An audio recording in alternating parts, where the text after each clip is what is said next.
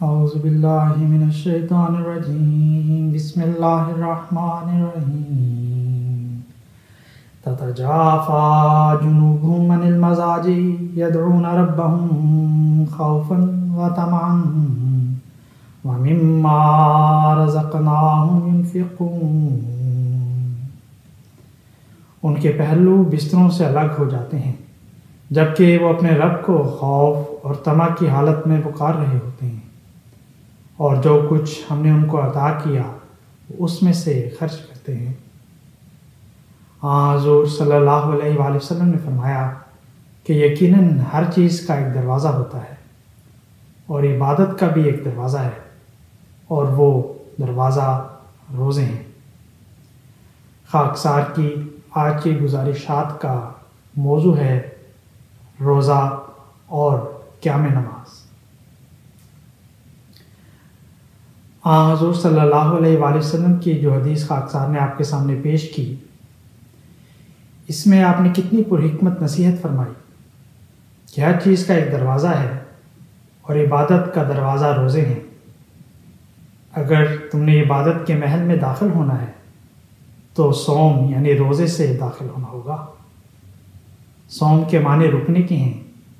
روزہ انسان کو تمام برائیوں سے روک دیتا ہے۔ جیسا کہ ہم سب کو علم ہے کہ خدا تعالیٰ کے نزدیک سب سے بڑی عبادت، سب سے اہم ترین عبادت نماز ہے، اور حضور صلی اللہ علیہ وآلہ وسلم نے فرمایا کہ بے شک قیامت والے دن بندے سے اس کے اعمال میں سے سب سے پہلے جس عمل کے بارے میں اسے حساب لیا جائے گا وہ اس کی نماز ہے۔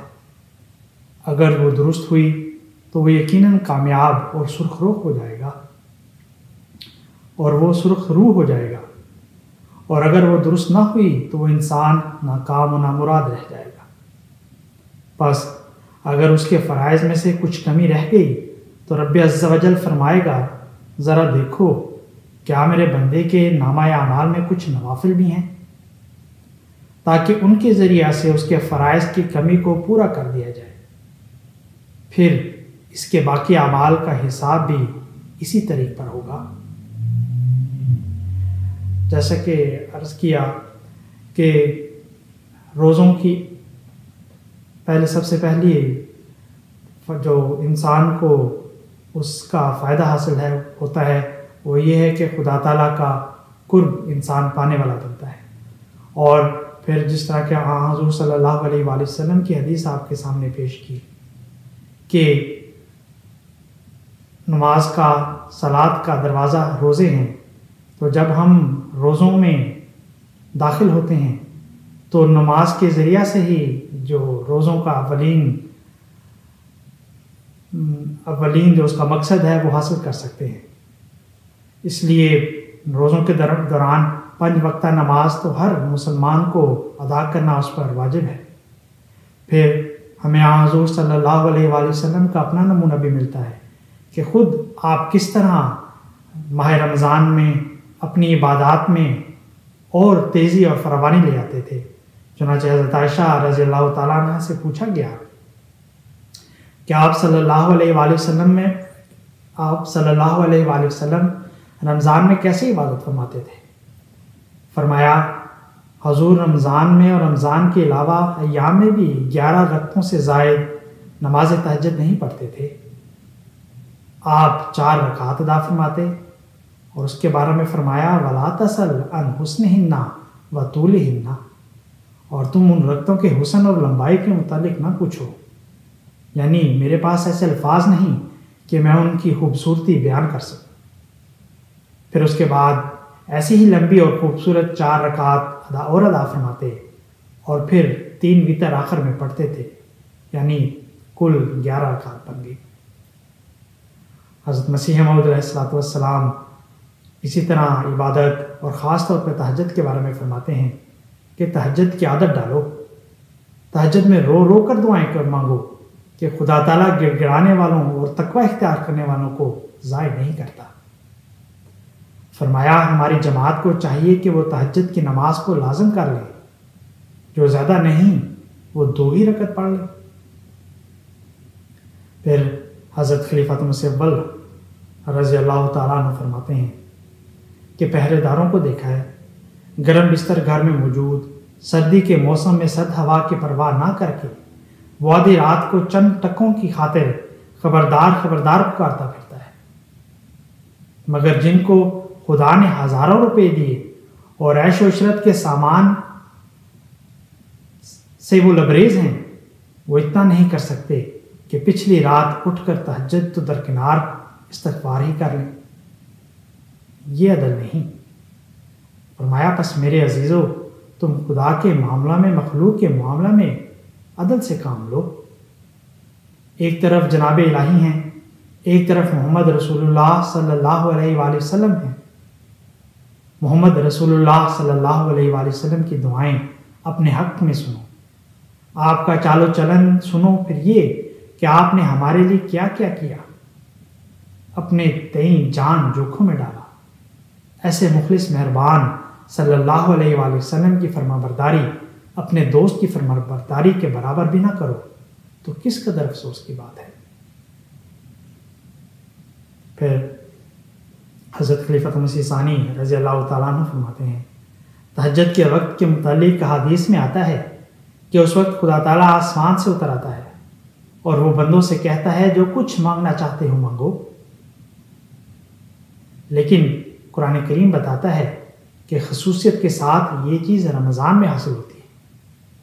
اس کی وجہ یہ ہے کہ ایام میں سحری کے وقت اٹھنے کی وجہ سے تہجد کا موقع زیادہ ملتا ہے، اور عام طور پر جو لوگ تہجد پڑھنے میں سست ہوتے ہیں وہ بھی ایام میں سحری کھانے کے لیے اٹھ بیٹھتے ہیں اور تہجد پڑھ لیتے ہیں۔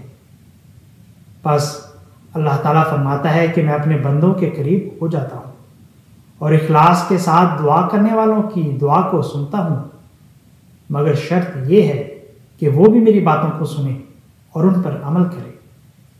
دوستی ایک طرف سے نہیں ہوتی۔ فرمایا ربوہ کی جماعت کے افسران اور عہدیداران، اور یہ تو اس وقت کا ذکر ہے جب آپ جماعت ابھی زیادہ پھیلی نہیں تھی اور ربوہ میں ہی زیادہ تر موجود تھی، لیکن یہ بات تمام احباب جماعت اور تمام دنیا کی جماعتوں کے لیے ہے۔ حضور فرماتے ہیں تمام افسران اور عہدیداران محلوں میں تہجد کی تحریک کریں۔ جو لوگ تہجد پڑھنے کے لیے تیار ہوں اور یہ عہد کریں کہ وہ تہجد پڑھنے کے لیے تیار ہیں، ان کے نام لکھ لیں، اور جب وہ چند دنوں بعد اپنے نفوس پر قابو پا لیں تو انہیں تحریک کی جائے کہ وہ باقیوں کو بھی جگائیں۔ جب سارے لوگ اٹھنا شروع ہو جائیں، پیپے بجنے لگ جائیں، تو کوئی لوگ ایسے بھی ہوتے ہیں جن کا نماز پڑھنے کے دل تو چاہتا ہے لیکن نیند کے غلبہ کی وجہ سے بیدار نہیں ہوتے، وہ بھی تہجد کے لیے اٹھ بیٹھیں گے۔ رمضان میں لوگ اٹھ بیٹھتے ہیں اس لیے کہ ارد گرد شور ہوتا ہے، اکیلے آدمی کو اٹھائیں تو وہ سو جاتا ہے، لیکن رمضان میں وہ نہیں سوتا اس لیے کہ ارد گرد آوازیں آتی ہیں۔ یہ ایک تدبیر ہے جس سے جاگنے کی عادت ہو جاتی ہے۔ بس مقامی عہدیداروں کو چاہیے کہ وہ اس کا محلوں میں انتظام کریں اور پھر اسے باہر بھی پھیلایا جائے، آہستہ آہستہ لوگ تہجد کی نماز کے عادی ہو جائیں۔ پھر اگر کوئی تہجد کا مسئلہ پوچھے تو اسے کہو کہ اگر تہجد رہ جائے تو اشراق کی نماز پڑھو جو 2 رکعت ہوتی ہے، وہ بھی رہ جائے تو ضحیٰ کی پڑھو جو تہجد کی طرح 2 سے 8 رکعت ہوتی ہے۔ اس طرح تہجد اور نوافل کی عادت پڑ جائے گی۔ حضرت خلیفۃ مسیح ثالث رحمہ اللہ تعالیٰ فرماتے ہیں کہ اللہ تعالیٰ نے ہمیں بشارت دی ہے کہ اس کی نگاہ میں وہ لوگ جو رات کے اوقات میں سجدہ کرتے ہوئے، قیام کرتے ہوئے عاجزی سے اپنی اطاعت خدا تعالیٰ کی حضور پیش کرتے ہیں، وہ اس کی نگاہ میں بڑا درجہ رکھتے ہیں۔ اسی طرح حضرت خلیفۃ مسیح رابع رحمہ اللہ تعالیٰ فرماتے ہیں کہ رمضان کے ساتھ تہجد کا بہت گہرا تعلق ہے۔ وہ روزے جو تہجد سے خالی ہیں وہ بالکل ادھورے اور بے معنی روزے ہیں۔ اس لیے بچوں کو خصوصیت کے ساتھ روزے کی تلقین کرنی چاہیے۔ جس ماحول کا میں نے ذکر کیا ہے قادیان یا ربوہ میں، اس ماحول میں تو عموماً یہ سوچا بھی نہیں جا سکتا تھا، خصوصاً قادیان میں، کہ کوئی بچہ اٹھ کر آنکھیں ملتا ہوا کھانے کی میز پر آ جائے۔ اس کے لیے لازمی تھا کہ وہ ضرور پہلے نفل پڑھے، اور لازمی ان معنوں میں کہ سب یہی کرتے تھے، اس نے یہی دیکھا تھا اور وہ سوچ بھی نہیں سکتا تھا۔ ہمارے پیارے امام حضرت خلیفۃ مسیح خامس ایدہ اللہ تعالیٰ بنصر عزیز فرماتے ہیں، جو تہجد پر اٹھ سکتے ہیں ان کو تہجد بھی پڑھنی چاہیے۔ آج کل کیونکہ وقت تھوڑا ہوتا ہے اس لیے چاہیے تھوڑی ہی پڑھیں، لیکن پڑھنی ضرور چاہیے۔ جو بھی روزے رکھنے کے لیے جاگے گا یا اس وقت جاگتا ہے تو ادھر ادھر کی باتیں کرنے کے بجائے پہلے نفل پڑھنے چاہیے۔ روزہ دار جھوٹ، غیبت، چغلی، برے دوستوں اور بری مجالس سے اجتناب کرتا ہے۔ اس طرح اس کی بدیاں دھلتی چلی جاتی ہیں، اور جیسے جیسے اس کا تزکیہ نفس ہونے لگتا ہے اس کی نمازیں زندہ ہونے لگتی ہیں اور عبادت میں ذوق و شوق بڑھنے لگتا ہے۔ بس نماز ایک پیمانہ ہے جو ہمیں بتاتا ہے کہ کس قدر ہمارا اندرونہ پاک صاف ہے اور کس قدر ہمارا خدا سے تعلق ہے۔ اگر ہم نماز کے پابند ہیں تو رفتہ رفتہ ہمیں نماز سے لذت حاصل ہونی شروع ہو جائے گی۔ اگر مسجد میں آنے سے ہمیں تسکین ملتی ہے تو ہم مبارکباد کے مستحق ہیں، اور اگر نماز ہمارے لیے دوبر ہے اور ہم اس کی طرف ذوق و شوق سے نہیں آتے تو ابھی ہم میں فحشاء اور منکرات کا ایک حصہ باقی ہے جسے ہمیں دور کرنا ہے۔ جیسے جیسے ہمارا تزکیہ نفس ہوتا جائے گا ویسے ویسے ہی عبادت میں ذوق و شوق بڑھتا چلا جائے گا اور اللہ تعالیٰ کی محبت بڑھنے لگے گی۔ پھر صرف فرض نماز ہی نہیں بلکہ بکثرت نماز تہجد پڑھنے کی بھی توفیق ملے گی۔ چنانچہ جیسے پچھلے درس میں آپ کے سامنے پیش کیا گیا کہ حضرت مسلم موعود رضی اللہ تعالیٰ عنہ فرماتے ہیں کہ رمضان مشق کرنے کا ایک ذریعہ ہے اور اپنے آپ کو تیار کرنے کا ذریعہ ہے کہ ہم آئندہ بھی پورے سال کے لیے بھی عبادتیں کرنے کے لیے اپنے آپ کو تیار رکھیں۔ صرف یہی نہ ہو کہ ہم صرف رمضان میں عبادتوں کی طرف بھرپور توجہ کریں، عمل صالح کی طرف بھرپور توجہ کریں، صبح اٹھ کر جب کھانے کے لیے اٹھیں، سحری کے لیے اٹھیں تو نماز تہجد کی طرف توجہ کریں، لیکن باقی سارا سال ان چیزوں کو بھول جائیں۔ وہ اس مشق کا فائدہ ہی کیا جو باقی ساری زندگی میں ہمیں کام نہ دے۔ چنانچہ اس لیے جو رمضان میں ہم اپنی عادتیں ڈالیں، جس طرح نماز تہجد، 5 وقتہ نماز بر وقت ادا کرنا، کوشش کرنا کہ نمازیں باجماعت مسجد میں جا کر باجماعت ادا کریں، تو یہ تمام عادتیں ہمیں اپنی روزمرہ کی زندگی میں بھی جو باقی 11 ماہ ہیں ان میں بھی ان کو شامل کرنا چاہیے اور ان پر عمل کرنے کی بھرپور کوشش کرنی چاہیے۔ حضرت عائشہ رضی اللہ تعالیٰ عنہ بیان کرتی ہیں کہ حضور صلی اللہ علیہ وآلہ وسلم نے آخری میں بیماری میں بھی 2 صحابہ کے کندھوں کے سہارے مسجد میں تشریف لے جا کر نماز باجماعت ادا فرمائی، اس حالت میں جب کہ آپ کو غشی پر غشی طاری ہوتی ہے۔ آپ کی صحت اس قدر کمزور تھی کہ آپ خود چل بھی نہیں سکتے تھے، لیکن پھر بھی نماز باجماعت کی اہمیت سمجھانے کے لیے اپنے عمل سے ظاہر کر دیا کہ بے شک موت قریب ہو، جسم میں جان بھی نہ ہو، طاقت نہ ہو کہ خود اپنے پیروں پر چل کے باجماعت مسجد کے لیے مسجد میں نماز ادا کرنے کے لیے جایا جا سکے، پھر بھی پوری کوشش کے ساتھ تمام ذرائع استعمال کرتے ہوئے ہمیں اپنی نماز باجماعت مسجد میں جا کر ادا کرنے کی کوشش کرنی چاہیے۔ حضور صلی اللہ علیہ وآلہ وسلم کا امت کے نام آخری پیغام جو حدیث نے محفوظ کیا ہے وہ الصلاۃ وما ملکت ایمانکم ہے کہ میرے بعد اپنی نمازوں اور اپنے ماتحتوں کے حقوق کا خیال رکھنا۔ جس طرح ہم اس دنیا میں اپنے بزرگوں کے وفات پانے سے قبل ان کے آخری پیغام کو پلے باندھ دیتے ہیں، اسی طرح ہمارے اس پیارے نبی صلی اللہ علیہ وآلہ وسلم کے اس آخری پیغام کو حرز جان بنا کر مساجد کو آباد کرنا ہے۔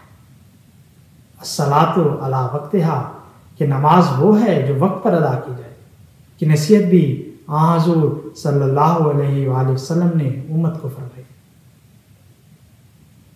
حضور صلی اللہ علیہ وآلہ وسلم نے فرمایا جو 40 دن تک ہر نماز میں پہلی تکبیر میں شامل ہوا اس کے لیے 2 براتیں ہیں، ایک آگ سے اور دوسری نفاق سے، یعنی ان دونوں چیزوں سے وہ بری کر دیا جائے گا۔ اندھیری کی نمازوں بالخصوص عشاء اور فجر کی فضیلت بیان کرتے ہوئے حضور صلی اللہ علیہ وآلہ وسلم نے فرمایا کہ عشاء کی نماز باجماعت پڑھنے سے آدھی رات کے قیام اور فجر کی نماز باجماعت ادا کرنے کی صورت میں ساری رات کے قیام کا ثواب ملتا ہے۔ پھر فرمایا اگر لوگ جان لیں کہ عشاء اور فجر کی نماز باجماعت میں کتنا اجر اور ثواب ہے تو ضرور مسجد میں حاضر ہوں، خواہ برف کے پہاڑوں پر سے گھٹنوں کے بل چل کر آنا پڑے۔ حضرت اقدس مسیح موعود و مہدی موعود علیہ السلام نے ایک دعا سکھلائی ہے کہ الہی یہ تیرا ایک مبارک مہینہ ہے اور میں اس سے محروم رہا جاتا ہوں، اور کیا معلوم کہ آئندہ سال زندہ رہوں یا نہ، یا ان فوت شدہ روزوں کو ادا کر سکوں یا نہ، اور اس سے توفیق طلب کرے تو مجھے یقین ہے کہ ایسے دل کو خدا طاقت بخشے گا۔ حضرت مسیح موعود علیہ السلام خود اپنے متعلق فرماتے ہیں عمر بھر رونا ہے پیش رب ظلمن۔ گویا حضرت مسیح موعود علیہ السلام نے خدا کے حضور رونے کو بطور پیشہ اپنایا، اور اگر ہم میں سے ہر ایک اس مبارک اور مقدس پیشے کو اپنا لے تو ہماری تمام مرادیں بھر آ سکتی ہیں۔ آنکھ کے پانی سے یارو کچھ کرو اس کا علاج، آسماں اے غافلو آگ برسانے کو ہے۔ جس کو تیری دھن لگی آخر وہ تجھ کو ملا، جس کو بے چینی ہے یہ وہ پا گیا آخر قرار۔ عاشقی کی ہے علامت کریا و دامان دشت، کیا مبارک آنکھ جو تیرے لیے ہو اشکبار۔ بس اللہ تعالیٰ ہمیں اس رمضان میں آسن طور پر اپنی عبادات بجا لانے کی توفیق عطا فرمائے، ہم نمازوں کا حق ادا کرنے والے ہوں، ہماری زندگی رمضان کے دوران جو ایک تبدیلی اپناتی ہے، اللہ کرے کہ ہم اس تبدیلی کو اپنی زندگیوں کا مستقل حصہ بنانے والے ہوں، اور اس طرح ہم خدا تعالیٰ کا جو قرب رمضان کے دوران حاصل کرتے ہیں، اللہ تعالیٰ کرے کہ وہ ہمارا سارا سال جاری رہے، اور اس طرح ہم خدا تعالیٰ کی رضا میں راضی رہتے ہوئے اس کے محبوب بندوں میں داخل ہو جائیں۔ اللہ تعالیٰ ہمیں اس کی توفیق عطا فرمائے۔ وآخر دعوانا ان الحمد للہ رب العالمین۔